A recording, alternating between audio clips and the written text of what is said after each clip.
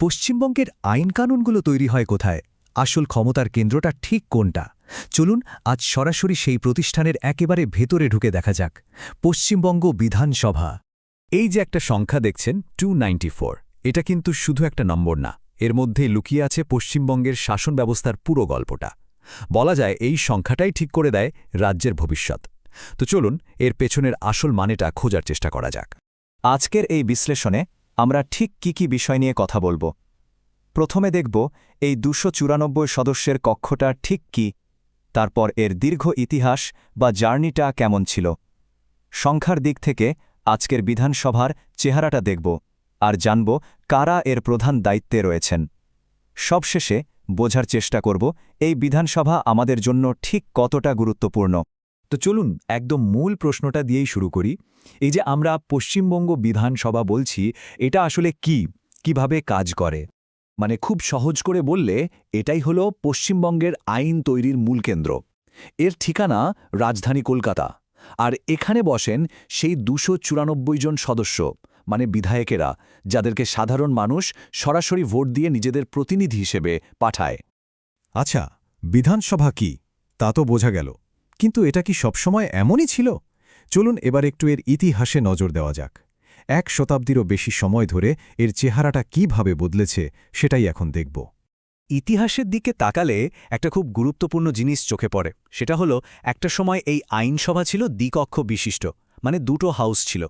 আর এখন এটা একক্ষ বিশিষ্ট, মানে একটাই হাউস। এই যে বদলটা, এটা কিন্তু বেশ তাৎপর্যপূর্ণ। এই টাইমলাইনটা দেখলে পুরো ব্যাপারটা একদম জলের মতো পরিষ্কার হয়ে যাবে। দেখুন, শুরুটা হয়েছিল সেই 1862 সালে ব্রিটিশ আমলে। তখন ছিল মাত্র 12 জনের একটা লেজিসলেটিভ কাউন্সিল। এরপর 1935-এ এটা দ্বিকক্ষ বিশিষ্ট হল, মানে দুটো হাউস তৈরি হল। তারপর 1947-এ দেশভাগের পর 90 জন সদস্য নিয়ে তৈরি হল পশ্চিমবঙ্গ বিধানসভা। আর ফাইনালি 1969 সালে লেজিসলেটিভ কাউন্সিলটা তুলে দেওয়া হলো, আর তখন থেকেই এটা একক কক্ষ বিশিষ্ট, যা আজও চলছে। তো ইতিহাস তো আমরা দেখলাম, কিন্তু এখনকার পরিস্থিতিটা কি? মানে আজকের বিধানসভার ভেতরের রাজনৈতিক সমীকরণটা ঠিক কেমন? ক্ষমতার ভারসাম্যটা কোন দিকে? এই চার্টটা এক নজরে অনেক কিছু বলে দেয়। দেখুন, মোট 294টা আসনের মধ্যে সরকার পক্ষের হাতেই রয়েছে 225টা আসন। অন্যদিকে প্রধান বিরোধী দলের কাছে আছে 65টা। তার মানে বোঝাই যাচ্ছে যে বিধানসভায় সরকার পক্ষের একটা বিপুল সংখ্যাগরিষ্ঠতা আছে, যা তাদের আইন বা নীতি নির্ধারণের ক্ষেত্রে একটা শক্তিশালী জায়গা দেয়। তাহলে বিধানসভার ভেতরে প্রধানত কারা কারা আছে? একদিকে সরকার, যার নেতৃত্বে আছে সর্বভারতীয় তৃণমূল কংগ্রেস। অন্যদিকে প্রধান বিরোধী দল হিসেবে আছে ভারতীয় জনতা পার্টি। আর এছাড়া অন্যান্য বিরোধী দলও রয়েছে, যেমন ইন্ডিয়ান সেকুলার ফ্রন্ট। মূলত এই দলগুলোর মধ্যেই ক্ষমতার সমীকরণটা তৈরি হয়, যা রাজ্যের রাজনীতিকে নিয়ন্ত্রণ করে। আচ্ছা, এই পুরো সভাটা চালান কারা, মানে এর প্রধান দায়িত্বে কারা রয়েছেন? চলুন সেই মূল পদাধিকারীদের একবার দেখে নেওয়া যাক। এখানে দেখুন 4টি প্রধান পদ রয়েছে। সবার প্রথমে স্পিকার বা অধ্যক্ষ, যার কাজ হল নিরপেক্ষভাবে পুরো সভাটা পরিচালনা করা। তারপর আসছেন মুখ্যমন্ত্রী, যিনি কক্ষের নেতা এবং সরকারেরও প্রধান। ওনার ঠিক উল্টো দিকে রয়েছেন বিরোধী দলনেতা, যার মূল কাজ সরকারের নীতি নিয়ে প্রশ্ন তোলা এবং সমালোচনা করা। আর আছেন ডেপুটি স্পিকার, যিনি স্পিকারের অনুপস্থিতিতে কাজটা সামলান। এতক্ষণ তো আমরা অনেক কিছু জানলাম, গঠন, ইতিহাস, নেতৃত্ব। কিন্তু আসল প্রশ্নটা হলো এই সব কিছুর সঙ্গে সাধারণ মানুষের জীবনের যোগটা কোথায়?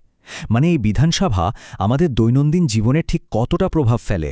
এর গুরুত্বটা কিন্তু অসম্ভব, কারণ জনগণের দেয়া প্রত্যেকটা ভোটের প্রতিফলন কিন্তু এখানেই দেখা যায়। রাজ্যের জন্য নতুন আইন তৈরি করা, সরকারের কাজের হিসেব নেওয়া, রাজ্যের বাজেট পাশ করা, এই সব কিছু হয় এই বিধানসভায়।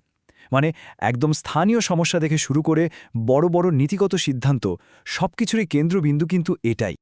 ভাবুন একবার, একটা ছোট্ট ঔপনিবেশিক কাউন্সিল থেকে শুরু করে আজকের এই বিশাল গণতান্ত্রিক প্রতিষ্ঠান, প্রায় 160 বছরের একটা লম্বা সফর।